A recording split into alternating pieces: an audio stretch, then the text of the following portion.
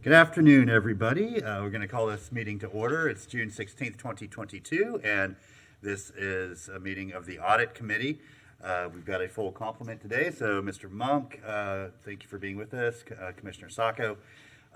Before we move to adoption of the agenda, we do have a few brand new additions to our city family, both in audit and our finance department. So I wanted to give the auditor and the city manager an opportunity to introduce these new additions and welcome them into our organization. Ms. Bigby, we'll start with you. Thank you, Mayor Poe, Commissioner Sacco, and Committee Member Monk. I would like to introduce the new internal audit manager, Maria Mapahue. Maria, would you please come up? And she has a couple of words for introduction. Welcome. That is not you. That is a brand new mic, and we are the guinea pigs for its effectiveness, so they will get it all sorted out. Welcome. We're so glad you're with us. Thank you so much, Mayor Poe. Good afternoon, Mayor Poe and the Audit Committee members, and of course, attendee of these meetings. I just wanted to introduce myself briefly to the Audit Committee. As our City Auditor, Ginger Bigby, has already mentioned, my name is Maria Mapahue. I'm going to be one of the internal audit managers at the City Auditor's Office. It is certainly a great pleasure to be here and to be joining this awesome city of Gainesville. I previously worked with the City of Raleigh prior to joining the city. During the course of my career, I'm very proud to say that I've actually performed a lot of audits, whether or not it's been compliance type of audit, financial, operational, employee benefit plan types of audit. I'm very confident that as being part of this team, I'm definitely going to be able to not only collaboratively work with the organization and be a good auditor for the city of Gainesville. I certainly would like to say thank you for giving me this opportunity to briefly introduce myself, and to end with this note that I certainly also look forward to working along with the Audit Committee and as a member of the City Auditor's Office, as our office continue to provide valuable service to the city of Gainesville. I'd like to hand over the mic and the podium back to the committee. Thank you. Well, thank you so much. We're thrilled you're with us. That's such a critical function to the effectiveness of our organization, and your experience will be well served here. So welcome aboard, and we hope that you stay for a very long time. We hope you retire from the city of Gainesville. It would be a wonderful story. Well, thank you, Ms. Bigby, for allowing that opportunity and for bringing her into the organization. It sounds like a great fit. With that, we'll recognize the city manager for her introductions. Good afternoon, Mr. Mayor, members of the Audit Committee. I am pleased to be able to introduce Ms. Jennifer Lee Crocker, who is our new finance director as of Monday. Ms. Crocker, she'll come up for a few moments just to, do some further introductions, but she reigns from San Antonio, Texas. She and her family have moved to the city of Gainesville, and we are happy to have them. She is deeply credentialed, has deep experience in the finance area, not only academically, but in a governmental jurisdiction. And as our controller, we also have, starting on this past Monday, June 13th, Ms. Sue Wong. Ms. Wong reigns from the city of Gainesville. She was Jacksonville. She was the assistant comptroller there. She too has moved to the city of Gainesville, and they are both off and running. Ms. Claudia Rasnick and team from GRU have already started to pull them into the tasks that they need to be engaged in. Actually, they were engaged before they even started on June 13th, to be very honest with you. They were monitoring the audit meetings that happened earlier in the year while they were candidates. So they have been tracking, which is very interesting. I was very pleased with the deep knowledge that they already have. But at this time, Mr. Mayor, I am just very happy to introduce to you Ms. Jennifer Crocker, our new finance director, CPA. Thank you, Ms. Curry. Ms. Crocker, absolutely thrilled that you're here, and welcome aboard. Thank you. Thank you. I am originally from Georgia, so moving back east feels great, feels natural, closer to family. I did get married in Gainesville over 30 years ago, so my husband is from the area and I have family here. Wonderful. But I do have over 13 years of experience in governmental finance, And I am a certified public accountant, a certified management accountant, and I also have my master's in business administration.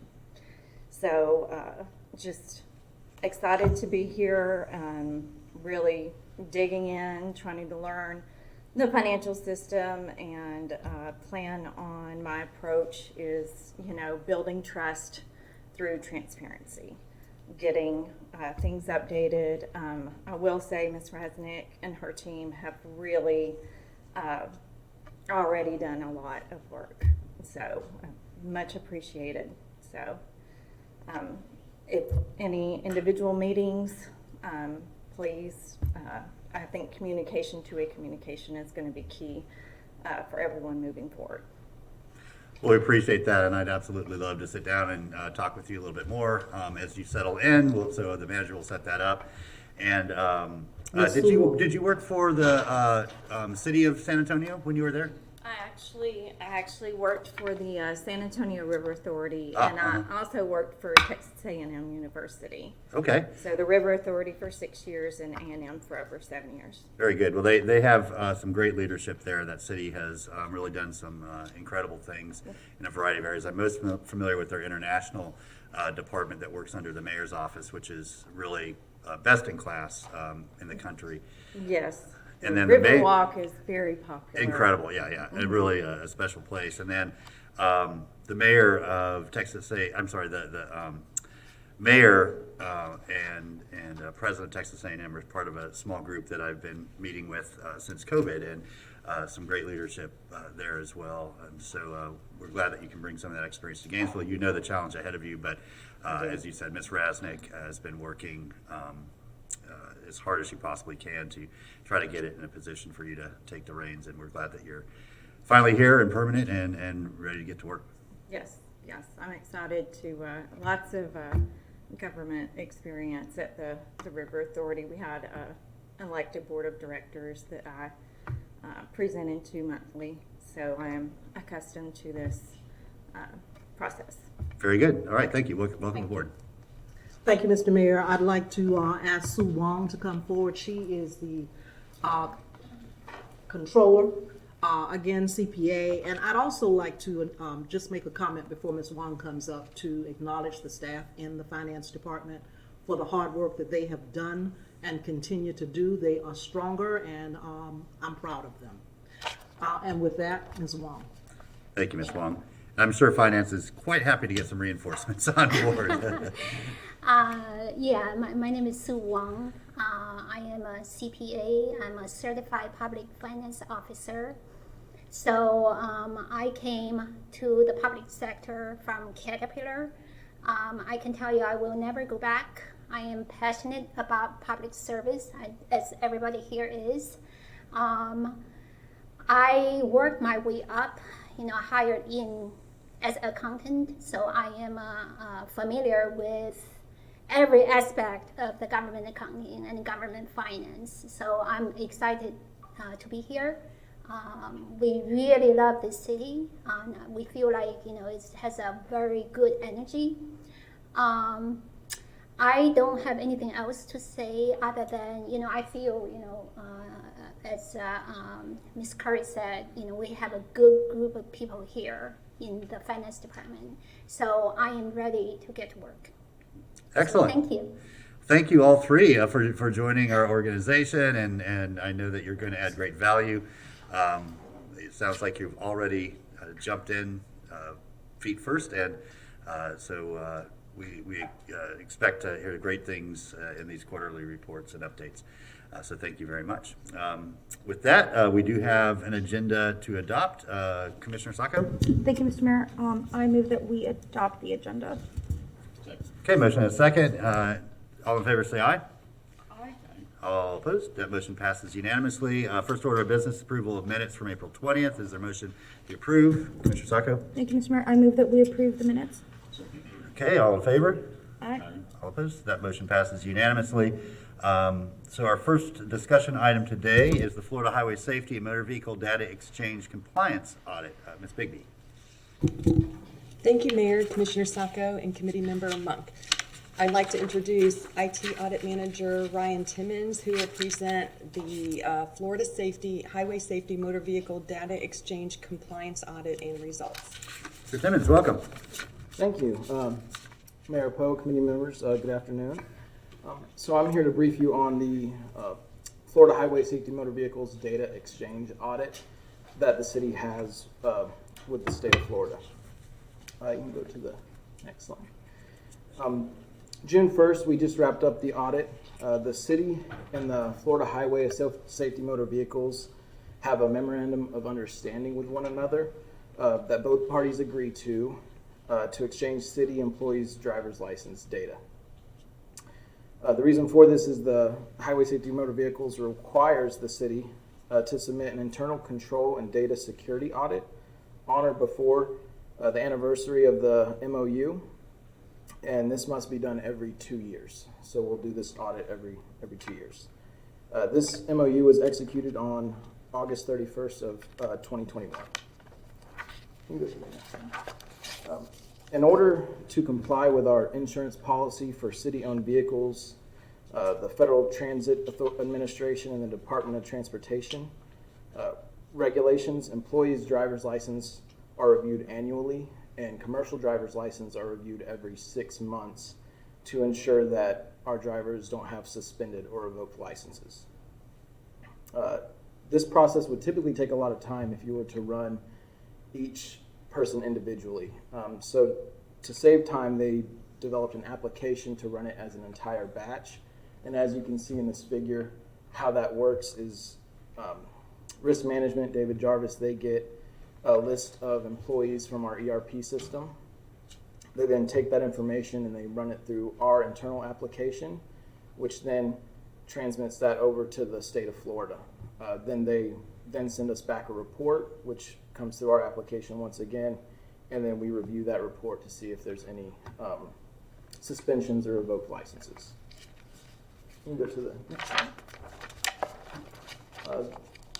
Through the audit scope and methodology, we performed this through inquiry, observation, and substantive testing. We looked at legal, regulatory processes and procedures. We also looked at IT and application processes and procedures and controls.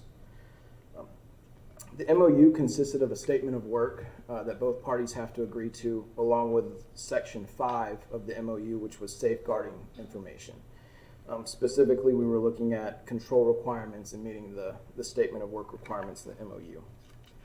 There were 18 specific items that we tested, which are on page 5 of the public audit report.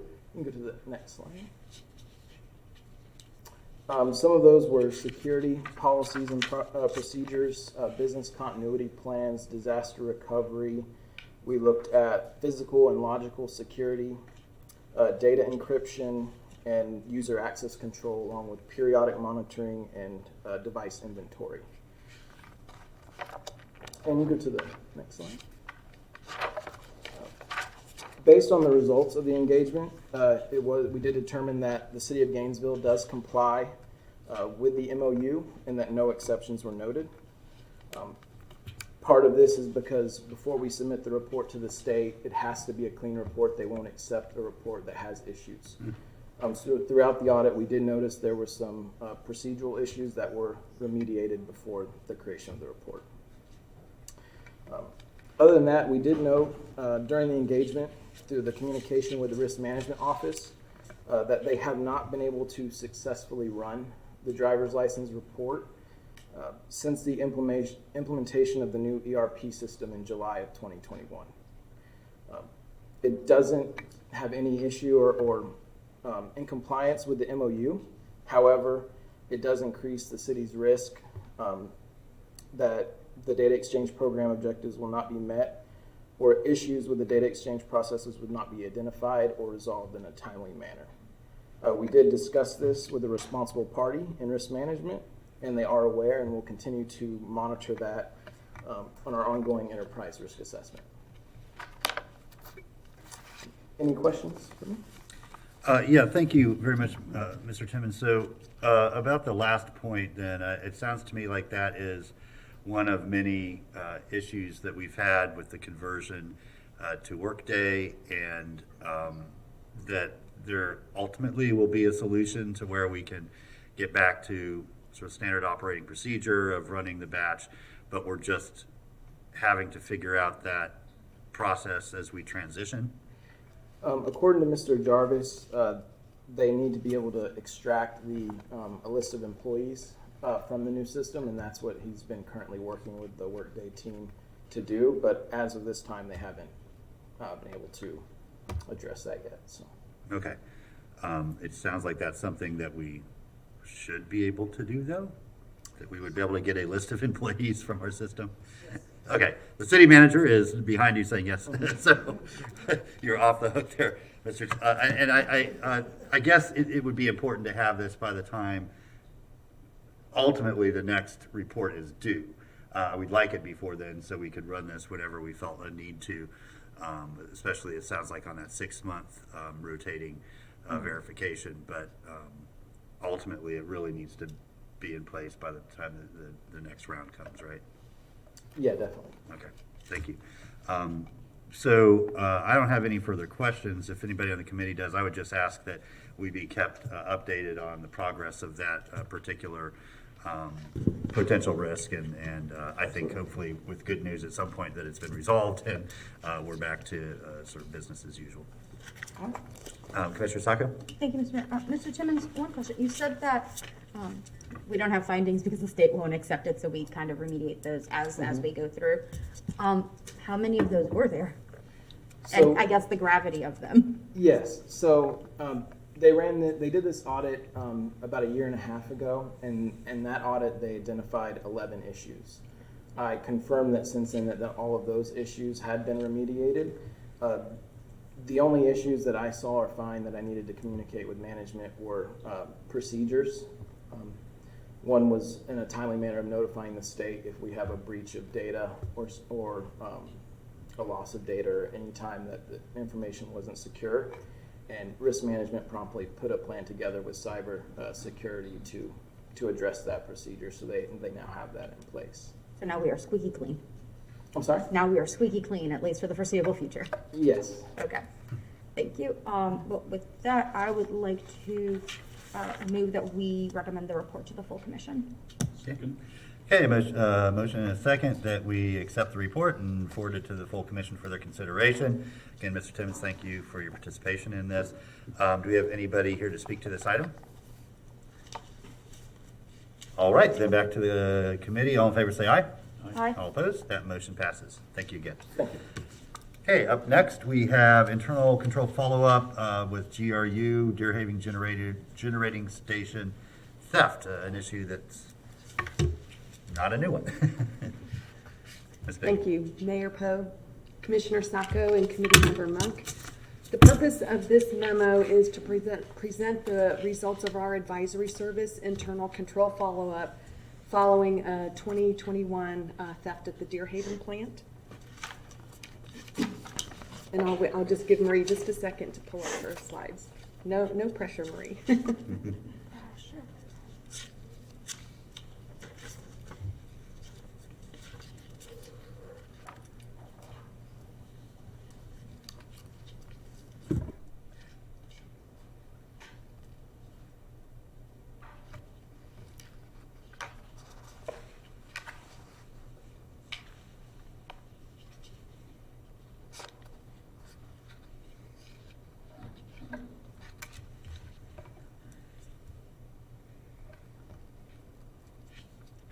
Next slide, please. And one more. For a reminder for our neighbors, the Deer Haven Generating Station began commercial operations in 1972, and today it's been recognized as one of Florida's most efficient and economical power generating stations. A little bit of background on the theft of equipment. In late July 2021, Deer Haven was made aware of the theft of equipment from the Deer Haven plant. The GPD, Gainesville Police Department, conducted an investigation at that time in collaboration with Columbia County Sheriff's Office and the State Attorney's Office. They searched the suspect's home on July 29th, 2021, and recovered some stolen items, many of which were GRU items, and subsequently arrested a prior GRU employee for grand theft. The employee was working as a control specialist at the Deer Haven plant. Law enforcement discovered the suspect sold a small amount of equipment through online marketplaces, while much of the equipment was recovered from the suspect's home. The recovered equipment belonging to GRU was returned to GRU in May 2022 of this year. Initially, the law enforcement discussion with GRU staff at the time of the seizure of property, they estimated the value of around $200,000 for the equipment. Subsequently, once management received the return of the items, they estimated the value around $59,000. Some of the material was not usable, some of it didn't belong to GRU. We were not able to audit either of those numbers, so just wanted to give you those estimates. And then the total number of items that the suspect sold online could not be determined, the total number or the total value. And then the case numbers are in the report if you'd like to see that. Next slide. Oh, that's fine. Risk number 1. So our May 31st, 2022, we went in to perform a final internal control follow-through, and we observed a cycle count. And the reason why we didn't issue a public report before that is we wanted to make sure that controls were sufficiently secure before everyone knew that this was a vulnerability. You want to fix the vulnerability first. So the first risk that we looked at was the storage of non-inventoried electronic equipment within the Deer Haven administration building, which was a large part of what the suspect, what the convicted person actually took.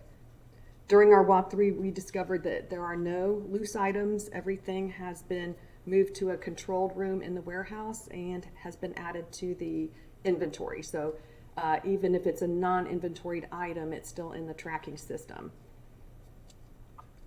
Risk number 2, storage of other non-inventoried equipment other than electronic equipment in various warehouses on the property with open entries and easier access.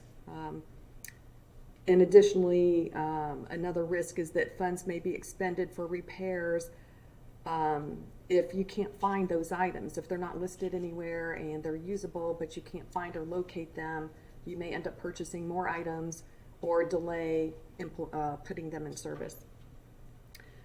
Management made significant progress in working through those items, placing them in areas where they're probably better, easier to use. Some of those went to other locations, some got placed in the warehouse and were added to inventory, and there was only a small number of items that are left in those open warehouses, and often they need a forklift to be moved, or there's some work in progress where they're just being used at that current time.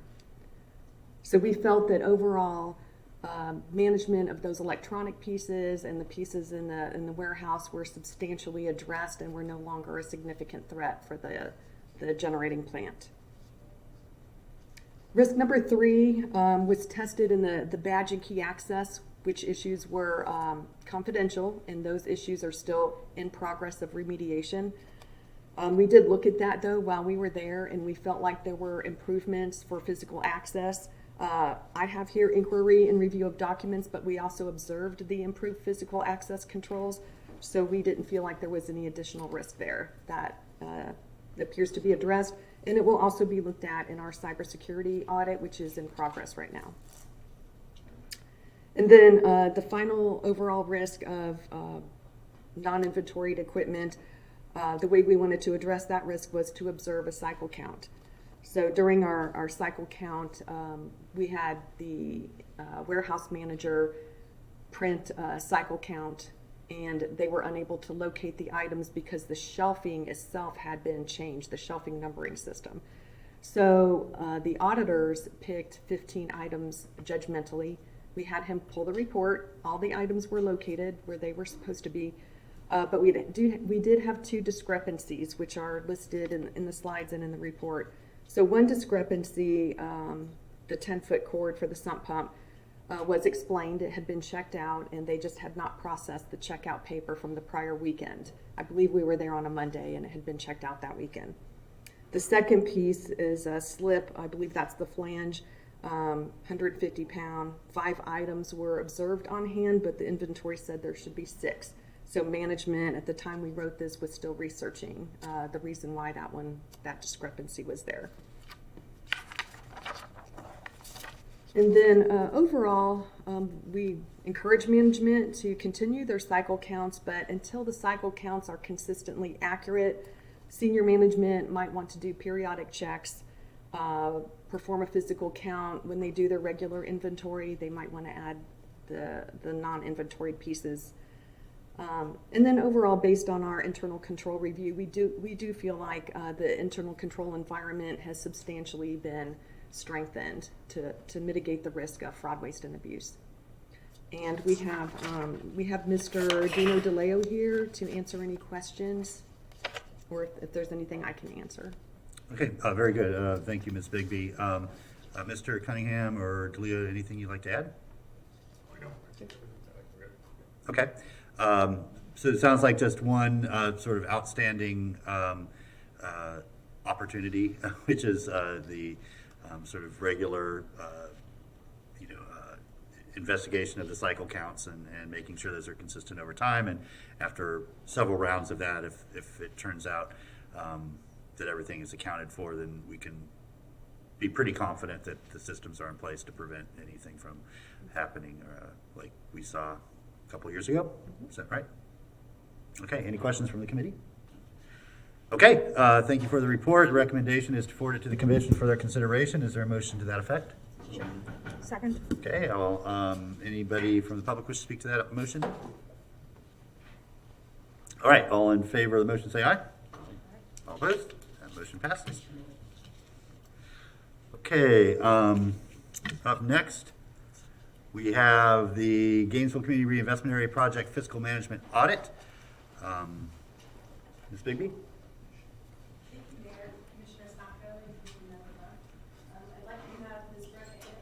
Assistant City Auditor, and Diana Ferguson Satterthwaite, Senior Auditor, present the GCRA audit report and results.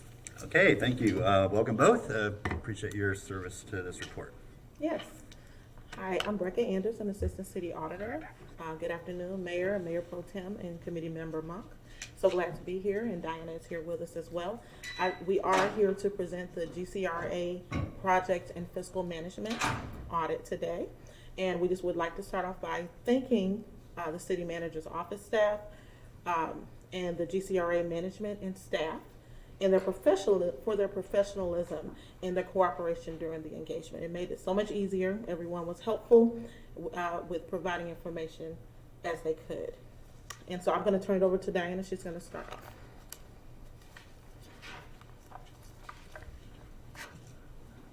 Good afternoon, Mayor, Commissioners.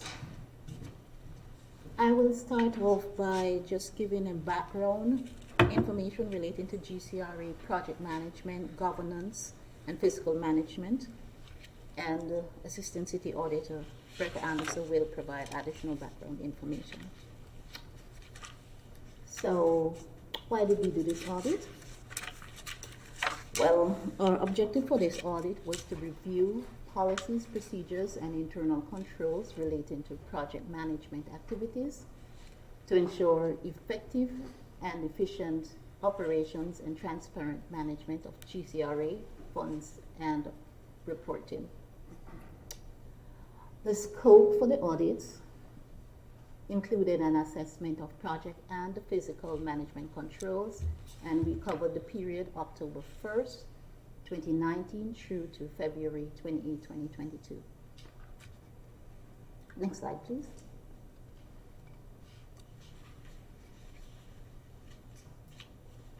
Oh, if you're following on your detailed report on the left-hand corner, the page numbers where we are beginning for each slide is there. The Gainesville Community Redevelopment Area which was a statutory agency, transitioned to the Gainesville Community Reinvestment Area, which is a city department on October 1st, 2019. The city partnered with Alachua County and entered into an interlocal agreement regarding community development to restructure the CRA to the GCRA. Initially, there were 4 districts, and as a part of this restructuring, it was consolidated into a single district, which is the GCRA. The mission of the GCRA is to invest in previously underserved areas of Gainesville, revitalize the urban core, improve the quality of life of our neighbors, and support our local economy, notably our small, local, and diverse businesses. Next slide, please.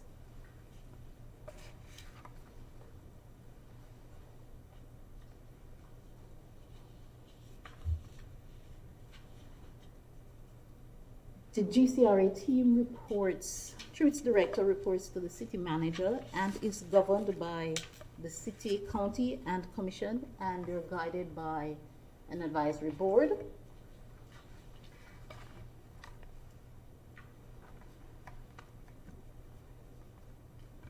GCRA seeks to achieve its mission through investing in community partnerships, providing competitive economic development incentives, and improving public infrastructure. After becoming a CRA, the GCRA developed a 10-year investment plan, and this plan functioned as the project roadmap for the GCRA's redevelopment activities over the next 10 years. The GCRA, in developing this plan, had consultations with communities.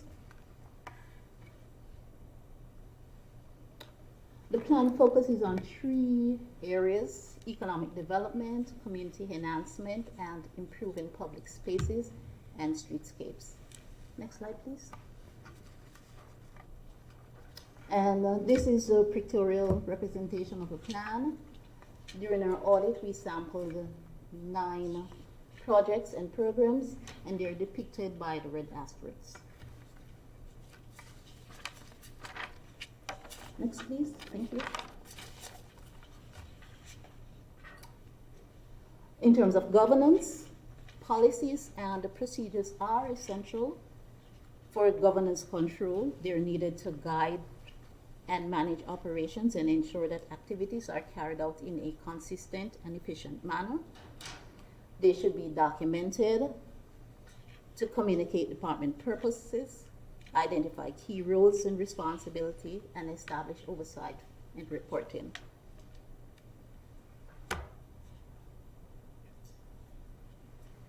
Controls that support identifying conflicts of interest are also crucial to strong governance, and these are addressed in Florida statutes.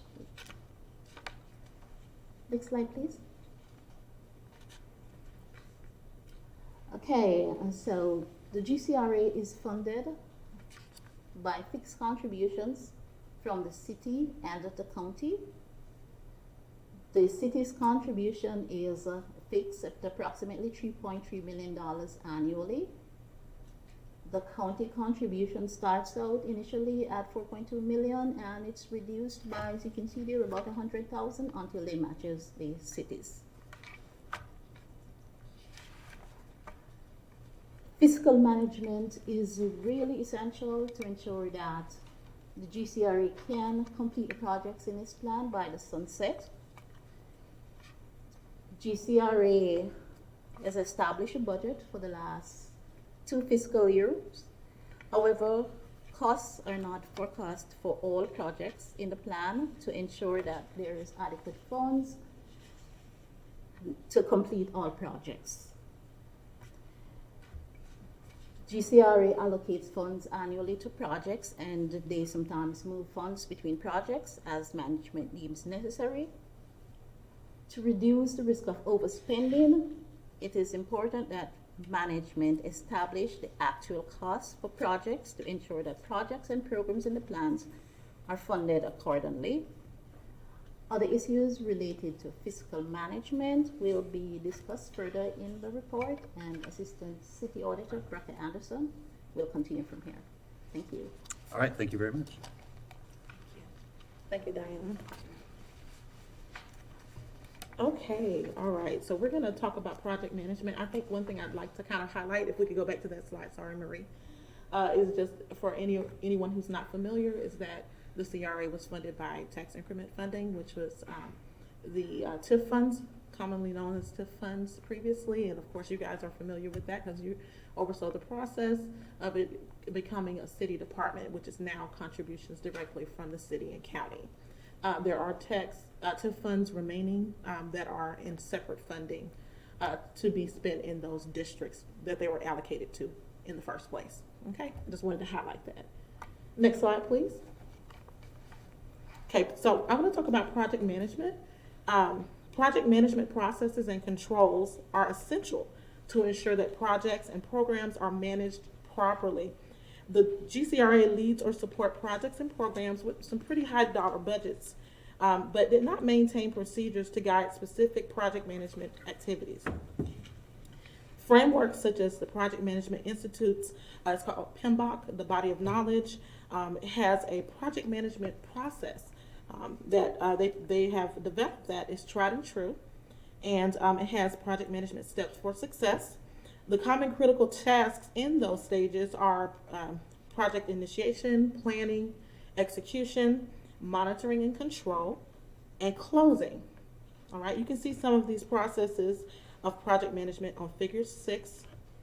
If you're looking in the report, it's on page 11. You can actually go to the next page, please, next slide. You'll see them there, project initiation, planning, execution, monitoring and control, and project closing. You can leave it there. Thank you so much. To achieve our audit, we spent time, we got a chance to sit down, spend time with the GCRA staff. We looked at their records. We looked at the fiscal support, conducted a lot of analysis, and just to try to understand the processes. And so we actually utilized the framework that you have there to determine the processes, the internal controls around those processes. Of the projects included in the 10-year plan, we did review 9 projects to determine the level of controls around project management. As a kind of a highlight summary to start off, for initiation, if you kind of look at those phases there, we did find that the projects were generally initiated properly, meaning they started off really well, and which kind of includes the project assignments and identifying stakeholders. We did see that.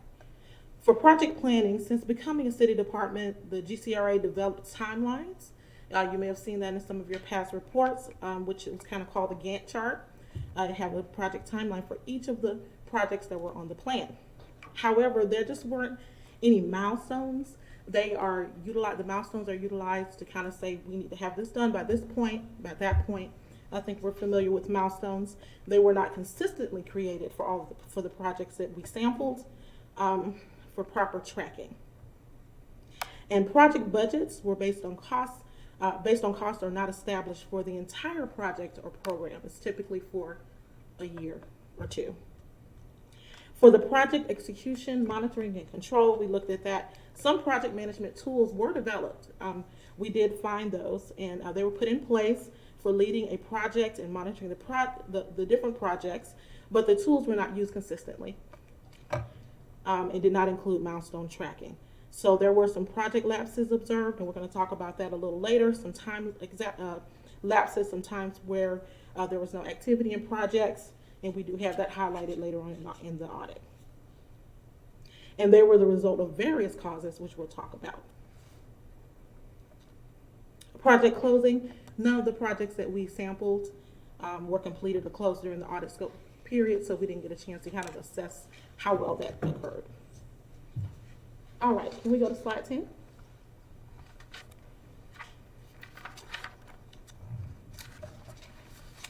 Thank you. We also looked at reporting. The city holds a joint meeting with the county each year and to present the GCRA annual work plan, which is required by interlocal agreement. The GCRA also provides information to stakeholders through project presentations at the public board meetings and on the GCRA website. The GCRA does not currently have a dashboard, which would really aid with transparency in providing key information and program information, including the key fields mentioned above. Next slide, please. Okay. We're going to get into results and conclusions, but I do want to highlight something. During the time we got to spend with the folks at the GCRA, we did identify some notable accomplishments, which we did highlight in the report.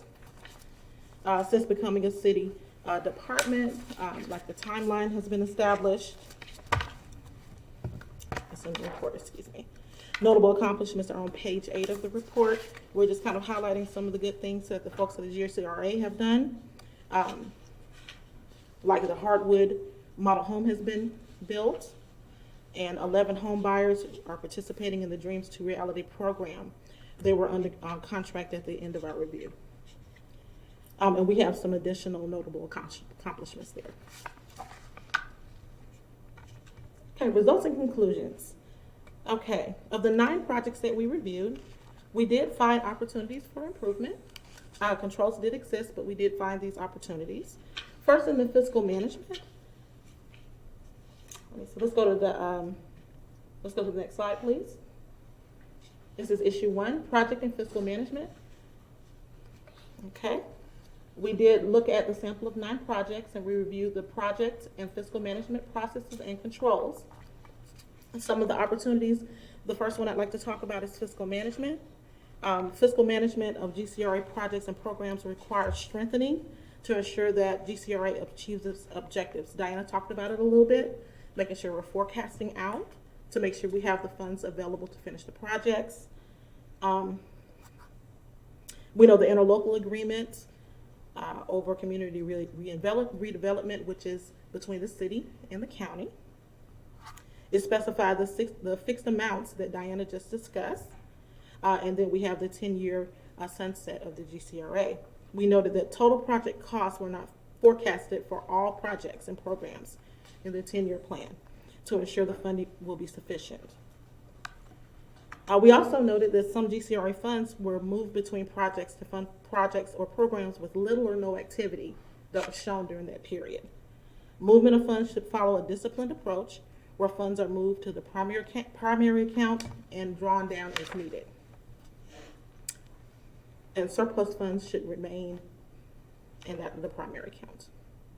Total expenditures incurred are not tracked for some projects and programs. Most project tracking include project expenditures for about a 2-year period. Okay, we know that during the project planning, we don't have a consistent establishment of key milestones or a total project budget, like for the whole project, even if the project began before the GCRA became the GCRA. At the end of our review, staff had begun the process of creating project forecasting through the end of the GCRA 10-year plan. All right. We know that project execution and monitoring and control are essential to ensure that a project or program is adequately budgeted, progresses on schedule according to timelines and milestones, and work is directly tied to the scope of work. Okay, we did see some challenges with some of the 9 projects that we reviewed. Just the historic heritage trail was one. There were periods of unexplained lapse between 2014 and 2017, and efforts to obtain and maintain a contractor to assist with the project has been unsuccessful over the last 3 years. There's been several RFQs moving forward, so there has been efforts in that period. The Porters and Pleasant Street Model Block Housing, which is called Model Block and Attainable Housing Strategies project, started in 2017, and I failed to say Historic Heritage Trail started in 2009.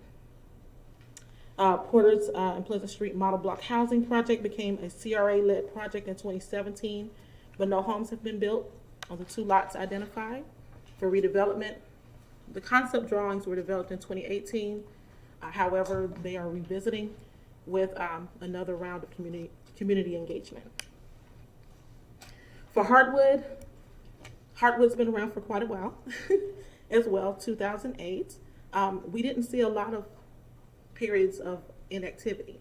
There was constantly some activity moving forward with hardwood. So we know it used to be called Kennedy Homes Project. The most recent delays resulted from increasing construction costs. So what we found is that there were 4 showcase homes executed purchase and sale agreements pretty soon after we went on the market with that. August and September of 2021. Okay, but when the first showcase buyer received the construction bid, the bid for the construction costs, which exceeded the cost for the entire home and lot. So of course, those 4 folks, they dropped out for that. Okay, so those showcase homes are still in the works. The Dreams to Reality homes, however, we're glad to say that they're moving forward with permitting and probably beyond that phase at this point, because that was a couple of weeks ago. Economic Development Finance Programs, that project had been put on hold as staff had a chance to review and redevelop the project. So it's been on hold for a couple of years. We have had some staff shortages in that area, and so the fiscal liaison also oversaw this project and was handling a lot more fiscal duties at that time. The Power District Redevelopment Project began in 2011, transitioned to CAPER in 2020, and then to GCRA in 2022. Funding opportunities and leadership direction is needed to move forward with this project. And then we have the 2 capital improvement projects, Waldo and Williston Road Corridor and Southwest 2nd Avenue improvements. The GCRA did not have a construction manager, a CIP manager, at that time for about a year. And so they did delay it. And then also some of these projects are contingent upon some of the other developments like 8th Avenue and Waldo Road and Southwest 4th. So those are some of the delays we're realizing there. Reporting, all right. Let's keep it right there. I'm actually there on the 5th bullet. The information included on page 3 of the GCRA Fiscal Year 2020 Annual Report on Diverse and Local Spending contained inaccuracies. What we saw is that management included payments made under the CARES Act grant program. They included it in vendor spending inadvertently. 32 of the 39 small vendors listed in the analysis were actually recipients of the grant program rather than vendors. Okay? And we also saw some other inaccuracies, such as some vendors were counted more than once. The reinvestment plan requires that the City Commission adopt a reinvestment plan to guide community redevelopment within the GCRA and include a minimum amount of information. There were just a couple of pieces of information that weren't included in there, which could actually have aided with this process, such as visuals and descriptions and general terms of the building height, building size, all of that, and then a detailed statement of the projected costs of the redevelopment. We did see opportunities for additional transparency in reporting. We had an opportunity to see some other cities that have dashboards. So we did provide some of those in our appendix, just some examples that could provide some key information to the public and to management. Okay, and the last thing on this issue is communication. In 2021, a 5-part GCRA board recommendation regarding the Power District was not moved forward to the commission due to unclear project direction. It was not clear which management team would handle the recommendation. This was around the time that they were getting moved back and forth, so they weren't clear. Okay, so we are seeing some of the causes here, some of the things I just talked about, including there's no formal management software or process, and there were frequent project management changes. Of course, we know the pandemic, transitioning to the city department, and I could go on and on and on with some of the challenges that's been faced. Okay, if you could go to the next slide. Okay, this is the This is management's action plan. We did provide a recommendation. So management has provided their action plan, that they are answering to the recommendation, and that they're going to work, the city manager's office is going to work with the GCRA to enhance these internal controls we just talked about over governance and project management. Next slide, please. Over project fiscal management, and then of course tools, identifying tools, looking forward, sounds like looking forward, looking more toward a centralized tool under the auspice of the city manager's office, and policies and procedures, enhancing policies and procedures over project management. Next slide, please. Okay, issue 2, these are going to be quick. Policies and procedures. The GCRA policies and procedures do not document project management expectations and do not include key roles and responsibilities for managing and monitoring GCRA activities. Next slide. Okay, this is the issue number 2, management action plan. GCRA will work with management to develop and document policies, procedures, and guidelines, and it's listed there in which areas they're going to focus, which mirror our recommendation. Okay, next slide. Issue 3, management and monitoring of conflicts of interest. Previously, our office recommended process improvements related to managing actual or perceived conflicts of interest, and they were not established. Management should establish those internal controls to ensure that any perceived conflicts of interest are disclosed. Management has started that process and is working on that. Next slide, please. Okay. All right, this is the management action plan. As part of the audit work, this issue was identified and partially addressed by the GCRA during the audit. And management will work to develop steps to ensure any conflicts are appropriately managed. Okay, and that's the end of the GCRA report. Any questions? Or? Thank you, Ms. Anderson. I appreciate that. Ms. Bigby, anything you wanted to add at this point? Good. Madam Manager, anything you wanted to add at this point? No, sir. The report, we've reviewed it. We agree. We obviously have responded with our management action plan. As you know, the GCRA is under construction in terms of a new organization that will be presented to the commission. As soon as we are done with that, we are in conversations right now, with internal staff. But during the budget process, the GCRA budget is a part of that, and we will be coming back to the commission with our new structure. Okay, thank you. And so real quick, while you're here, item 2 and item 3, or issue 2 and 3, are expected to be closed out by the end of October and the beginning of December, so relatively soon. Issue 1 is the more complex finding, and I think that's more what you were just referring to. When do you expect, and I won't hold you to a firm date, but when do you expect to get that back before the commission so we can see the sort of scope of the solution that I you would all say come up with? probably beginning of the fiscal year, October 1. Okay, thank you very much. Commissioner Sacco? Thank you, Mr. Mayor. Ms. Graves, sorry. Gonna give you whiplash. So as the mayor said, I know that we're under construction for GCRA and that we're not gonna hold you to any dates. However, on issue 1, have any improvements or changes been made? Or are you just waiting to build from the ground up? We're waiting to build from the ground up. As you know, the director has resigned. We have an interim person in that position. It's actually Mr. Phil Mann. That is not his area. However, in the interim, knowing that this audit was in play, we wanted to be able to see it through and obviously use the issues that have been raised as a part of how we move forward in trying to address the organization going forward. But we're on top of it. As far as for the projects that are still live, how are those continuing, or?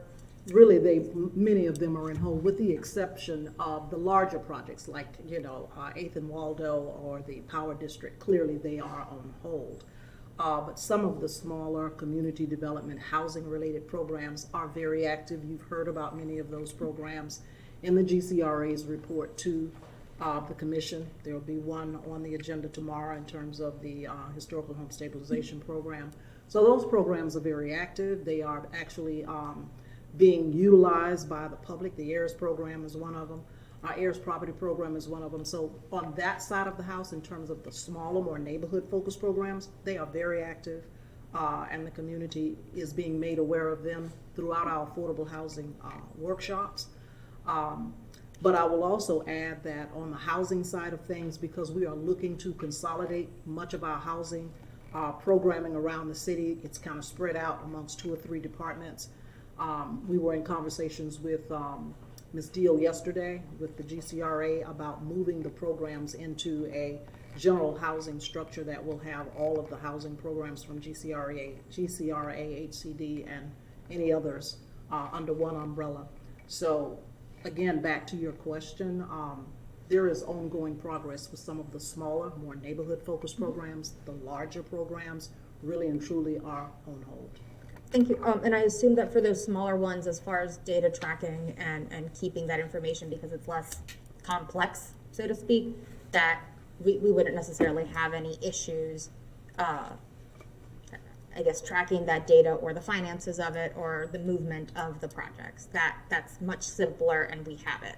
That is correct. I'm going to hold on any more specifics regarding the larger ones because, you know, Yeah, understood. We're working on that. Thank you, ma'am. Thank you. Mr. Monk? I guess this is, excuse me, as much for Ginger as anyone, but when will the next audit be planned to follow up on these issues? Thank you, Mayor Poe, Commissioner Sacco, and Committee Member Monk. The audit follow-up is not a separate project that we schedule. We actually follow up on all of the issues when the due date comes due. If management cannot meet their due date, we report it to you in the quarterly auditor update that their issues are past due. So when the issues are due, we ask management if they're ready. We go in and do our validation testing, document that in our validation work papers, close the issue if applicable, or report the issue as open or past due, whatever the case is, in the quarterly update. And we'll have the audit issue follow-up program coming up in the quarterly update if you'd like some more detail of that program. Thank you. You're welcome. All right, thank you.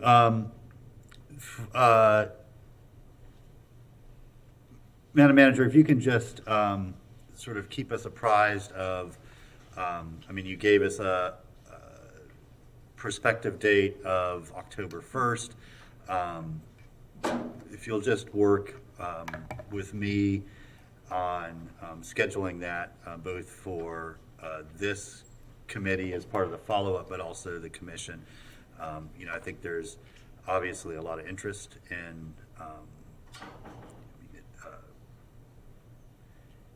the GCRA represents a significant opportunity because it doesn't have some of the restrictions that other funds do. And it also represents some urgency because it's a sunsetted revenue fund. So I know that this commission, as well as future commissions, will be very interested in knowing that we have a plan and a team in place to make sure that we maximize the use of those funds in a way that's going to have the most significant impact on our community. And I know it's been frustrating for all of us that we've been in this period of transition where we haven't been able to sort of move along with the focus and urgency that we're used to. Some of that, and I've shared this with you, but I'm gonna share it with my colleagues up here as well. We had a very well-defined and well-established governance model under the previous iteration of the CRA. That it was a separate board. We had monthly meetings. It was there was a system in place. When it transitioned to a city department, just like Parks, Recreation, Cultural Affairs, or Human Resources doesn't come to the commission on a regular basis and report and get approval for things. It sort of changed how the role the commission has in oversight of that, as well as management and you know, how it worked as a department versus a separate enterprise fund.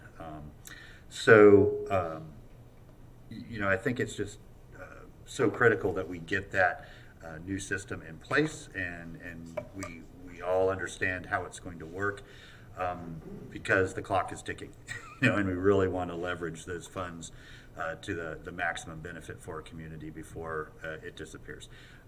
So that's an editorial comment, but it's close to October 1st. I mean, I would very much be happy to see that on our first regular city commission meeting in October, if possible, and if not, just let me know, and we'll figure out what we need to do to get it there as soon as we can. Yes, Mr. Mayor, members of the Audit Committee, just as we have, you know, moved forward deliberately with the Finance Department, you know, to move it, you know, into a more improved state, we'll do the same thing with the GCRA.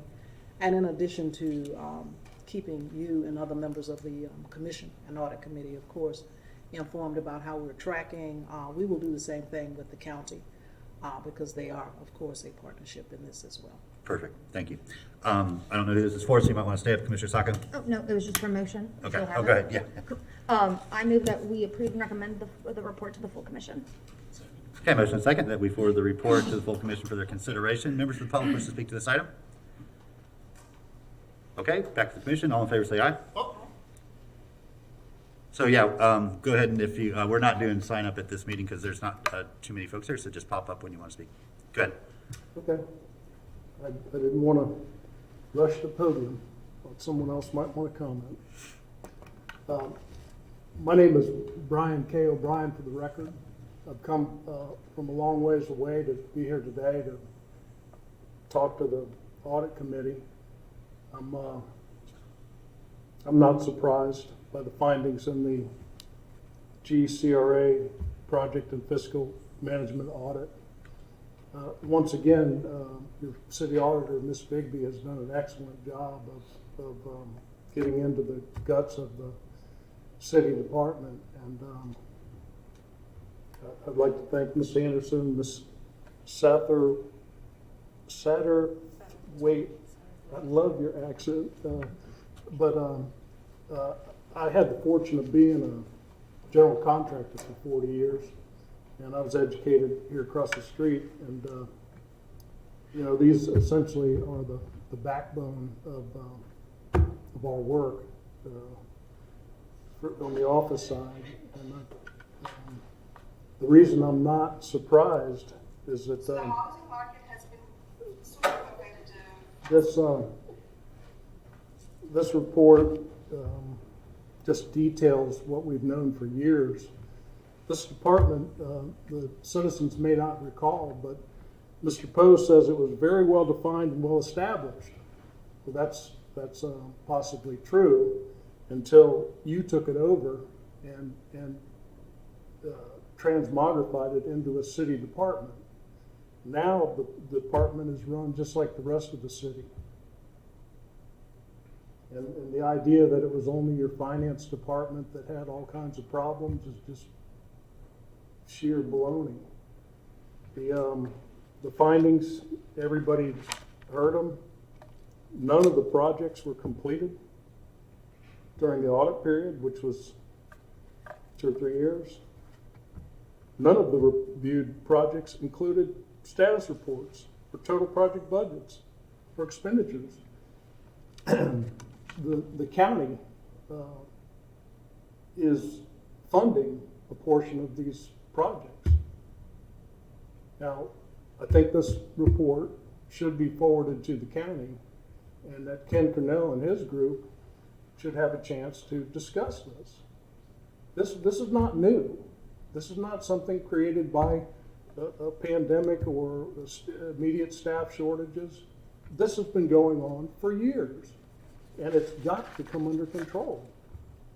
And I'm so tickled to have Commissioner Sacco and Mr. Monk here to possibly, you know, realize that every time that these issues are brought to your attention, sir, you come up with some nonsense and Thank you, roll Mr. off O'Brien. of it. Thank you. and act like there's nothing wrong. Appreciate you being here today and Absolutely. taking the time to come so far to Need to be with react. us. Thank you. And you too, sir, have a lovely accent. I appreciate you sharing that with us. Anybody else to speak to this item? Okay, the motion is to forward this to the full commission. All in favor say aye. Aye. All opposed? Motion passes unanimously. Up next, we have the quarterly update. Madam Auditor.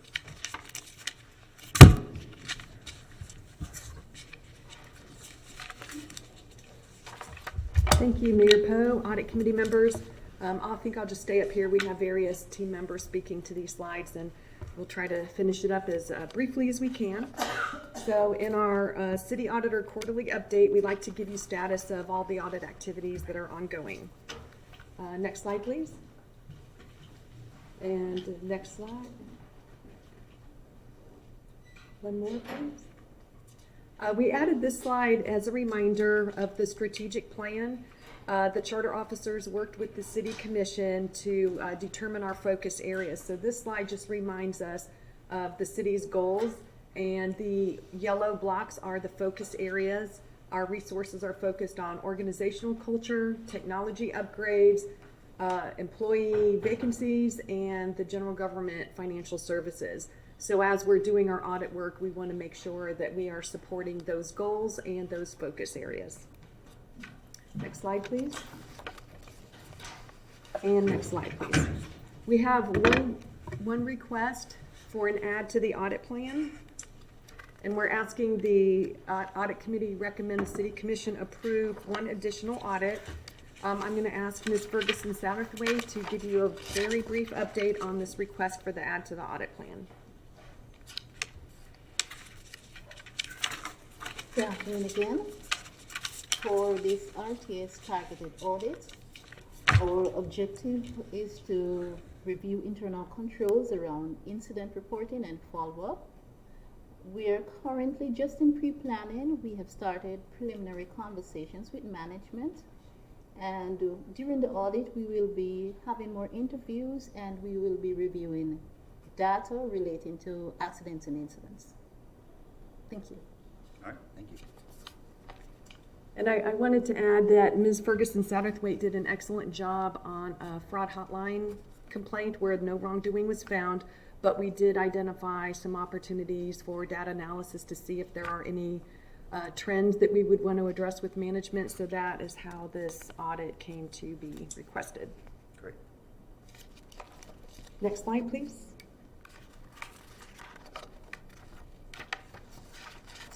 And all right, I think our IT audit manager and his partner had to step out for a house closing, so I will take his slide and do the best that I can. The cybersecurity audit, we did a governance cybersecurity review a couple of years ago to start with the governance structure. We had a number of findings. Management has already implemented those suggestions, those recommendations. Now we are in progress of our cybersecurity audit phase 2. That's not the end of the road, so we're doing small bits at a time as management's maturity increases and as they have resources to address recommendations. So this audit is in progress, and we want to provide an independent assessment of management's ability to address cybersecurity risk. Are there any questions on that one? Okay. Next slide, please. Continuous auditing, we're just getting started. Our new audit manager will help spearhead this effort.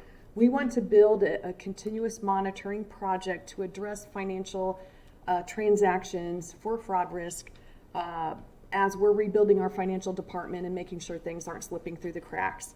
Once we do probably 4 or 3 micro reports and 1 annual report after 4 quarters, we'll determine management's strength in the internal control follow-up area. If they build out a strong internal control program by that time, we can discontinue the continuous auditing project. But for now, we're combining 3 projects that we had on the audit plan: P-cards, travel expense and reimbursement, and payroll overtime is what it started with. Now we're looking at anomalies in payroll transactions, whether it's overtime or any other type of payment that seems unusual, looking for fraud, waste, and abuse. or error that's gone undetected. This will be a new process that probably the city hasn't seen, a continuous auditing program where you will have small micro reports and then an annual report of the prior micro reports. So we'll see how that goes and again, determine the need to continue the program as risk is mitigated and management builds their competencies in the financial department. All right, next slide, please. And do we have Mike Sandstrom in the virtual meeting? He was going to speak to this slide.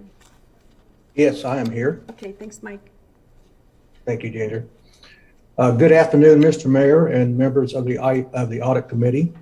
Purvis Gray and Company appreciates this opportunity to provide an update to the Audit Committee in our review of the Workday ERP system configurations of the controls enforcing segregation of duties, logical segregation of duties, and workflow authorizations, including a review of Workday controls that govern which personnel can view certain sensitive information.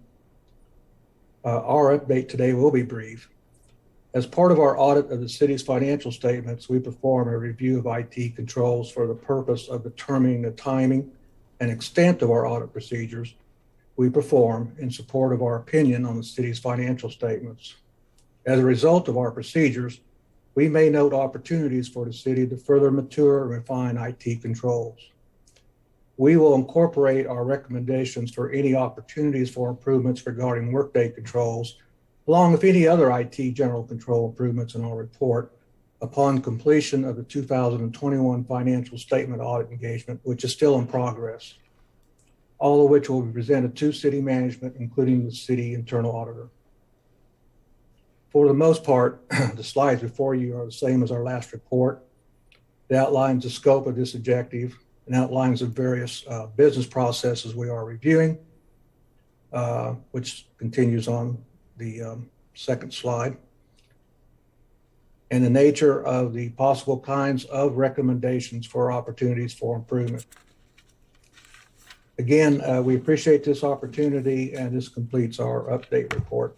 Thank you. Thank you. Thank you. Mayor, Audit Committee members. Normally, this part of the external audit report is confidential and it's reported directly to management. But because internal audit was going to also do a user access review at the same time, we deferred to Purvis Gray. We can track those findings even though they are confidential. We'll track the progress of management's remediation of any issues that might be presented to them.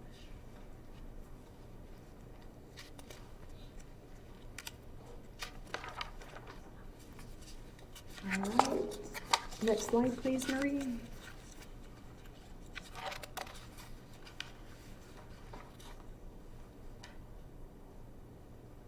And next slide.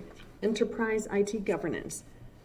This periodic monitoring risk is performed by our IT audit manager.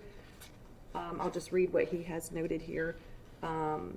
He attends the Enterprise IT Governance Committee meetings, so we're a non-voting member, meaning we don't make decisions, but we are given the opportunity to listen to how management is addressing risks, and we can challenge those risks or management's assumptions. So we appreciate being included in that committee and in that partnership. Most recently, they had a discussion of IT governance structure, cybersecurity, policy, and guidelines. Risks that our office continues to monitor are the cybersecurity audit phase 2, policy governing the use of surveillance technology. We don't have one yet. Citywide data privacy and data protection. That policy is being strengthened now. So we'll continue to monitor those risks while we are still tracking them as high risk. All right, Culture Corner, please. We have Ms. Laura Gretz, HR Director, will come and give a brief update on the next slide, please, on the culture assessment recommendations that management has been working on. Thanks, Ms. Bigby. Good afternoon, Mayor and Audit Committee members.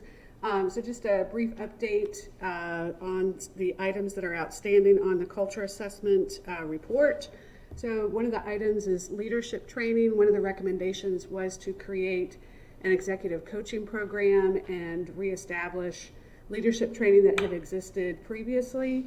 Both of those items are currently in the development phase, so we're working on continuing to build those out. Number 3, the policy management framework. This is actually something that's being spearheaded through the city manager's office, but obviously HR is working very closely in that process as well. Work group has been created to kind of take a look at this. The group is looking at a couple of things. One is establishing a process for the way we create, maintain, and update our policies. And the second piece is around creating a central repository for all of our policies, procedures, practices. You can't even imagine how many there are throughout the city. So we're looking for ways to make that easier for all of our employees to navigate and use.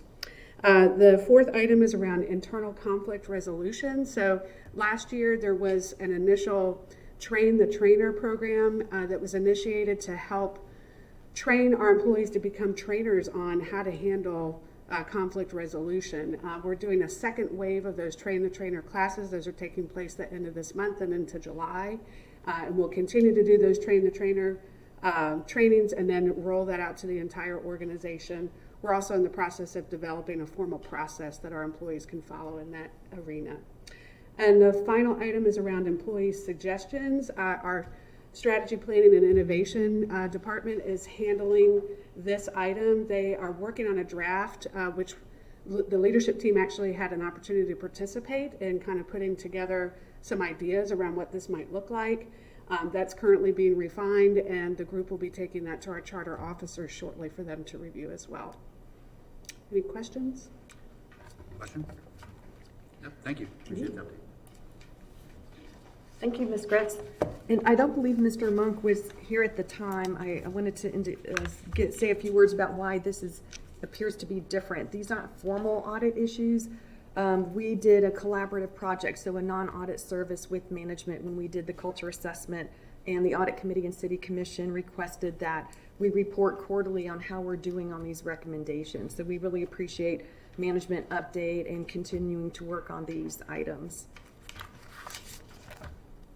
Now I'll turn it over to Ms. Anderson, Assistant City Auditor, to give you an overview of our audit issue follow-up program, which we implemented in May 2020. Ms. Anderson? Thank you, Mayor and Commissioner. Committee members, excuse me. All right, so let's go to the next slide, please. Next one, please. All right, you're probably all familiar with this internal audit issue follow-up program matrix we have there, the flow chart. It shows our process for assigning risk to audit issues and how we come back after the audit, after the report, and we follow up on management's progress with remediating the issue that was identified. Next slide, please. This table here, we're going to talk about this in depth. This is where we're reporting for each quarter, the number of audit issues closed to open, on hold, and reopened. And I'm going to turn it over to Ms. Bigby for the next slide. Thank you, Ms. Anderson. I worked on closing these audit issues around the Evergreen Cemetery audit we did. I think we reported in September 2021. All 4 issues have been closed. So management has completed their inventory of the old yard and procured a new lot inventory management system. Management has updated the cemetery standard operating procedures with the required elements. They have enhanced procedures to include oversight and monitoring of cemetery operations and financial transactions. And they have strengthened their user access controls for their financial system. This management team was amazing because they were just giving us all of the support that we needed. It didn't take a lot of effort to close out these issues. We have Ms. Leslie Ladendorf, the Assistant Director of Parks, Recs, and Cultural Affairs. Ms. Ladendorf? Welcome. Thank you, Mayor, Commissioner, and Committee Member Monk. I just want to start by saying I wanted to thank their team. I was the Assistant Cultural Affairs Manager during this process, so the Division of Cultural Affairs inside Parks, Recreation, and Cultural Affairs is a very event-based, and so we were constantly having to go up against events and the actual activity of Evergreen while doing our audit, and they were very flexible with us. So I just wanted to say thank you to their team for all the help that they provided and the flexibility that they gave us while we were going through this process. One of the great things about this has been that we have come out of this with some best practices. While a lot of us had some financial background, I think the guidance that they provided and the direction they provided to give us those best practices that we can now not only use in Evergreen, but in the Cultural Affairs Division and in Parks, Recreation, and Cultural Affairs, it can be scaled up for all of those areas so that we can better monitor and document. And I think that's the biggest part of the best practices, was documenting that we were monitoring. So while we were doing a lot of monitoring, we weren't documenting that we were doing that work. So those things came out of that. And we are working towards our cemetery database. I can't talk about it because we are in the cone of silence. But it is being worked on, and we're very excited to see how that database will help us with our future inventories as we move forward. And then we're also looking at our new recreation, which is the total department's operating software, to help us with more of those monitoring issues and reporting, which is something we were lacking a little bit with our current system. So other than that, I just want to thank you guys so much. Thank you.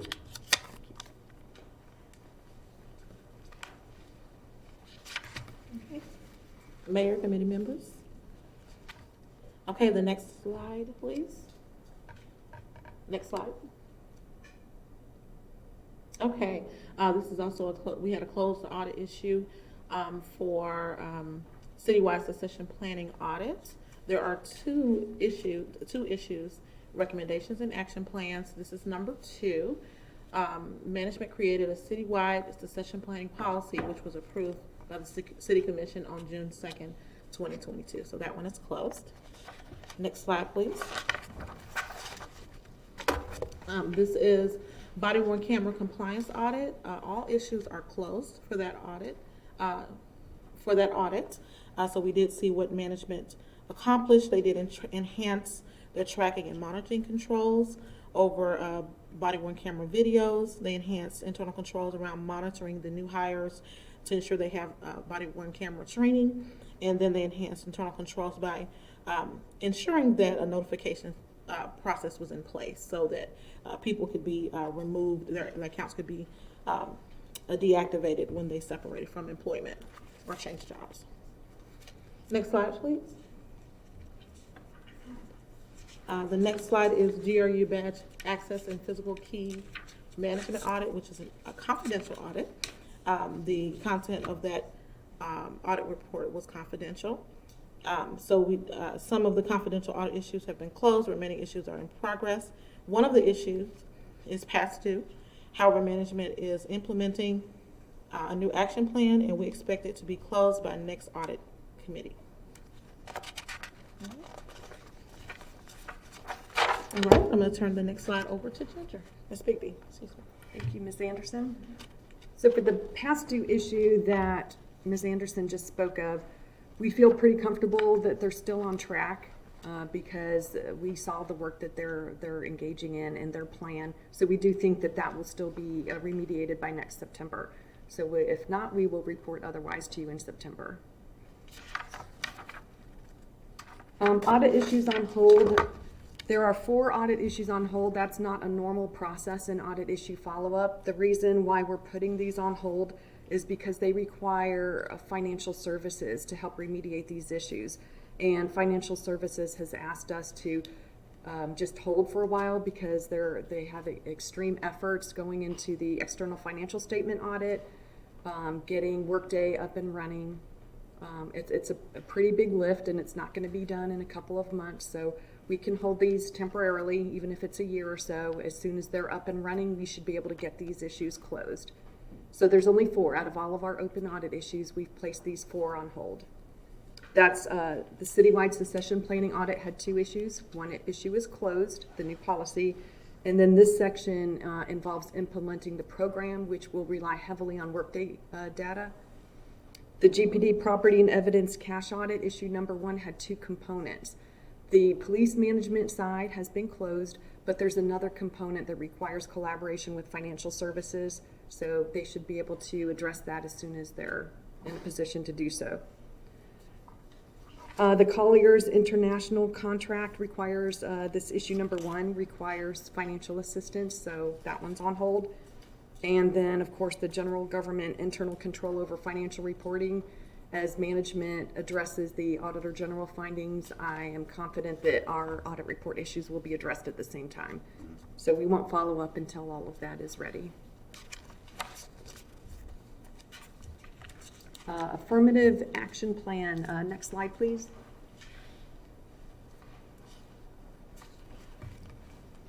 All right, for this audit, the audit issues have been reopened. This is for the affirmative action plan audit, which was released in February of 2020. Okay, so the departments have not been able to get these issues closed. So we asked them to kind of just start over by redrafting an action plan and revising the due date. So we're holding management to these due dates, which are the end of this year, and we'll follow up at that time. Thank you. Mm-hmm. So this is not a desirable state to be in, of course, but with all the changes in processes, changes in leadership, changes in staffing, we said, okay, we need to start over. What is the action plan? What can you do today to get this program up and running and address the risk that was identified in the original audit report? So they tweaked their original action plans to fit today's environment, today's technology, and that's what these 2 action plans represent. We're going to hold them to these due dates. So hopefully when we come to you in September, they'll have good progress, and in December, we will be able to close these issues. All right, next slide, please. This is just an update from our fraud hotline. We had a little uptick in cases. We have 2 open and had closed 8 since the last audit committee. Next slide, please.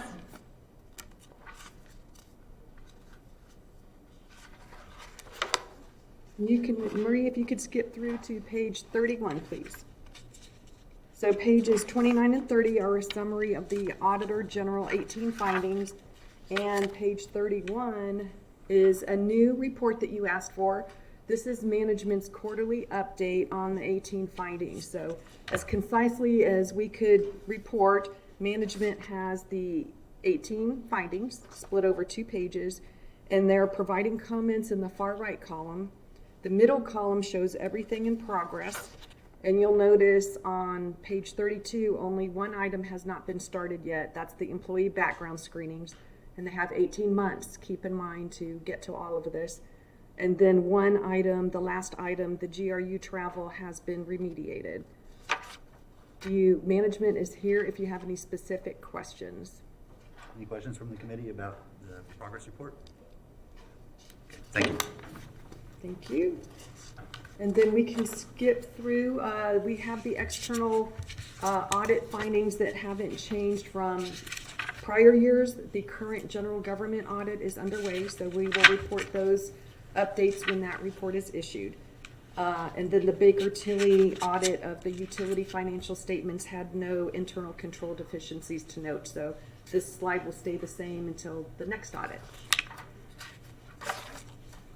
So Marie, that takes us to wrap up in page 39, and that is it. If you have any questions for us, Mayor and Audit Committee members?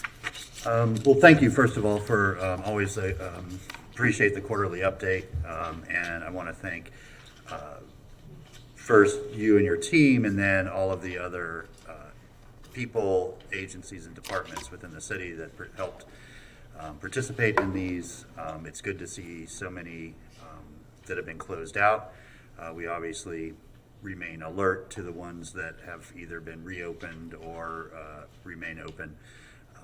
But a lot of effort's gone into this, and I mean it's a recurring theme that I know the manager is as relieved as the committee, I think, that we're getting to a place in our finance department to both significantly stabilize that department and be able to do our sort of daily functions as a city, but also address some of these issues and get them closed. A lot has been waiting on that, and the Workday integration all that's starting to come together. So I think we remain cautiously optimistic that by the end of the year, a lot of these will be finally resolved, and we'll get back to sort of allowing them to do their job as sort of defined. Committee members, any questions from the quarterly update? Okay, there's a recommendation to forward it to the commission for further consideration. Thank you, sir. I move that we recommend this to the full commission. Second. Okay, we have a motion to forward this to the full commission. Again, thank you, Ms. Bigby, and everybody else that participated in putting that report together. We'll invite any members of the public that wish to speak to this item. May I add, course. the recommendation for the report included the request for the add to the audit plan, that one audit. Oh, yes, yes. Thank you. I actually wrote that down and I forgot, so thank you. And that we ask to add RTS incidents to the audit plan. Good, yeah, okay. Mr. O'Brien, did you wish to speak to this item? Sure. Hi, Brian O'Brien for the record. Thank you, Ms. Bigby, for your always detailed report. It's been 3 years since we as a community started seriously looking at these audits because of all the financial misdealings around town. And it's just amazing that it was 3 years ago today. And at that time, Mr. Poe from the mayor's seat told me, we have to get this audit in. It's due by the 30th of June. And he could not let me examine the paperwork prior to voting to pass it. Now, I'm not here to continually complain. I just want to be clear on the record. Ms. Bigby, you addressed the Purvis Gray external audit and said it's in progress. Now, my records show that the law hasn't changed as to the due date. I think it's a little bit disingenuous to the residents of Gainesville to not discuss what's going on here. I know that it has come up before, but we'd at least like an update on. Yeah, Mr. Brown, if you could direct your comments to me. Why are we at the 15th of June and you're saying it's in progress with no further comment? I do have a couple other questions. The more or less observations. The culture assessment that was instituted after Mr. Poe and his henchman Feldman ran off Tanisha Marshall and Sarah Vidal Finn, and still no progress has been. No substantial progress in getting that culture assessment, which I expect if you graduate off that dais will be the best thing that ever happened to the culture. The issue's on hold. Financial services needs time. I'm just curious at this point. The last we were told in the memo is that the financial statements for the past 2 years prior to 21 were not reliable, and that the numbers were incorrect.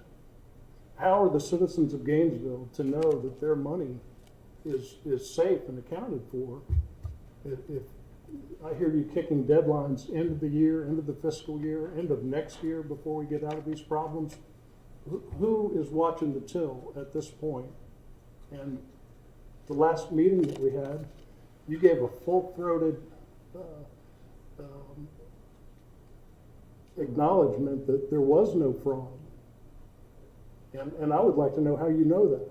And I would like you to share that with the residents of Gainesville if there is no fraud and there's no money missing. Thank you, Mr. O'Brien. I think we can answer your questions. Ms. Bigby, I think you were very clear and transparent at our last meeting about the status of the external audit, and it is in progress. We made no statement to indicate anything other than we know it's going to take longer, and we're very clear about that. We're putting absolutely everything that we have towards getting it both completed, but also completed with the utmost validity to the report. So if you want to reiterate those comments that you made at our last meeting, that would be fine, but I think we've been very transparent about that.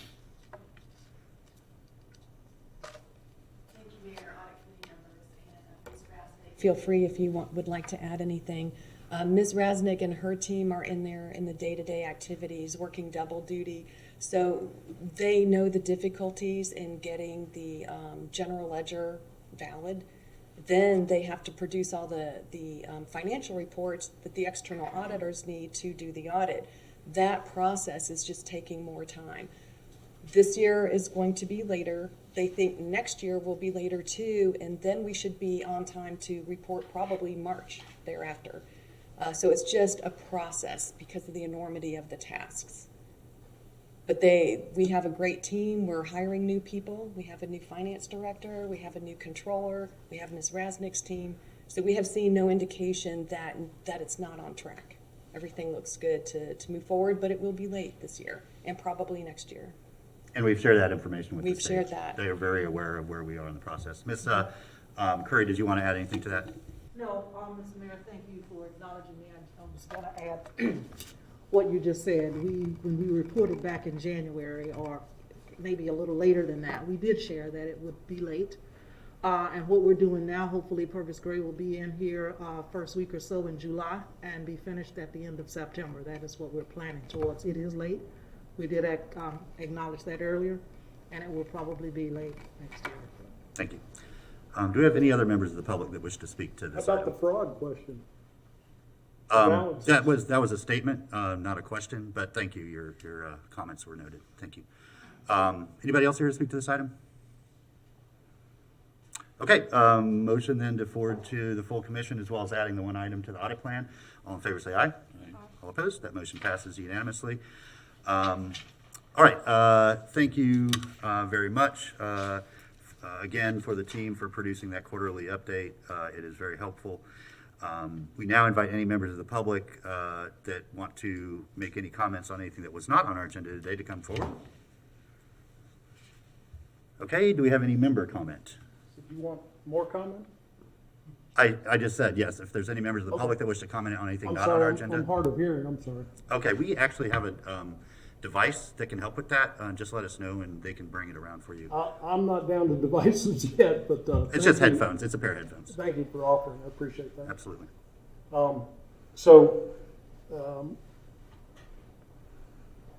The question that I have for the auditors, the audit committee, the attorney, the residents of Gainesville would like to know if any monies have been detected as missing or any activities have been detected as fraudulent during this reconstruction of the books.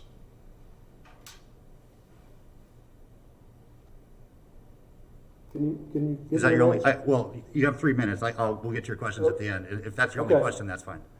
No, the other question is, I would like to see what the activities are, and I've requested a public records request from Ms. Bigby several times, and it's gone through, the proper channels by email, and all of a sudden I'm receiving no responses whatsoever, and that's very unlike Ms. Bigby. She's very dedicated and competent public servant. I would like to know who's blocking her from answering me. The questions that I have are the billings from Purvis Gray and the billings from CRI, the auditor that's supposedly reconfiguring your books at this moment. I would like to know, I'd like to see their billings. I would like to see their detailed billings. Because the complete faith and confidence of the citizens of Gainesville is in their hands at this moment. And nobody in this town has any idea how much money's been stolen. So those are the essence of my comments, and I appreciate that Mr. Monk he's the accountant. I don't have any degrees in accounting. I was in construction, and we kept track of a lot of complicated accounting systems, but I always had a right hand that ran that. So given that we know that the funds have been kited around and run amok, and that grants and all kinds of things were not reported on correctly, you you were in charge when 5 different auditors were pushed through this city, and half of them got gaslighted out of here, including Carlos Holt, who you unceremoniously fired and gaslighted his family. It was very unfair, and it's very sad. The citizens of Gainesville don't want leadership like that in here. Thank you. Okay, Ms. Bigby, a lot to unpack there. I mean, I'll introduce the first question by saying that all findings of fraud are brought through this committee. So any findings that we've had would have been identified had you had identified them. But is there anything you want to add to that? And then if you can follow up, the public records request, I'm not aware of those. And so that's something that I think either our clerk's office or the person responsible for or in possession of the records can follow up with. But if you want to, I think the first question is, what fraud has been identified? So any fraud that comes to our attention, we perform a fraud investigation and a fraud examiner. First of all, local government financial statement fraud is very unusual. It's not impossible, but very unusual. We have no indication at all that that's ever happened. Management now has a fraud risk management policy they have to comply with. So if they identify fraud during their work, they have to let us know. Or they report it to HR, who has to let us know. So that has not come to my attention. We always look for fraud when we conduct our audits. So as we continue our audits going forward, fraud risk is always a risk that we look for. If we do find fraud, we bring it to the attention of the elected officials. We can't report anything while it's in progress, but once something was closed, you would see the report. So we have not had fraud in the general government finance department since I've been here. It doesn't mean there isn't any, but the risk is always there, but we look for it in our audits, and we audit the highest risk areas. For public records requests, I don't have any in my bucket. I cannot respond to requests for financial data because I don't own the financial systems, so the finance department has to respond to financial requests. But anytime we get a request for internal audit information, we turn it around right away. So I don't have any in my bucket right now for internal audit material. Okay. But the clerk's office can certainly follow up if you, Madam Clerk, want to just refer that question to Ms. Gainey, and then we can do a search for that request and see who the responsible, who the person responsible for the document is. All right, thank you, Ms. Bigby. Do we have any member comment? Mr. Monk, go ahead. The first issue that I became aware of and concerned about when I was appointed to this committee basically dealt with the level of talent in the finance department and generally the fiscal issues and the people that were on board at the time and their credentialing or lack thereof and the talent level. And I want to just congratulate the city on the new hires that they have made. I think that it indicates a change in the right direction to bring in the talent that is needed to make sure things are done right, done timely, and my hope is that this is the start and you'll continue in the same direction and complete. You still have openings to fill, but I think you're off to a very good start, and I'm very impressed when the discussion that I had the other day with your new auditor, and looking forward to seeing her work and where your department is going. Thank you, Mr. Monk, and I want to throw a few kudos over to Ms. Gratz, who is now our permanent human resources director, and she has made that department her priority, and so it's starting to show, and that's been no small feat. So, Ms. Gratz, thank you very much for taking the bull by the proverbial horns on this, and it's making an impact already. Thank you. And thank you, Mr. Monk. Commissioner Sacco? Thank you, Mr. Mayor. I just wanted to say welcome and thank you. Thank you for joining our team in our city, and I hope that this is a sign of the things to come as we build up all of the needs that we have, that we get more talented people to join the already talented people. But I'm very excited to see, and I kind of like this introduction system. We did hire some great people. May we show you. So if that happens, Ms. Gritz, feel free to just bring them onto meetings, introduce them to the community. I would love to see that. It brings a little cheer to the meetings. Thank you, Mr. Mayor. Thank you. All right. So thank you, everyone, for the hard work that went in the preparation of this meeting. Our next meeting will be on September 6th for our next update. So we'll look forward to that. And with that, seeing no further business before us, we are adjourned.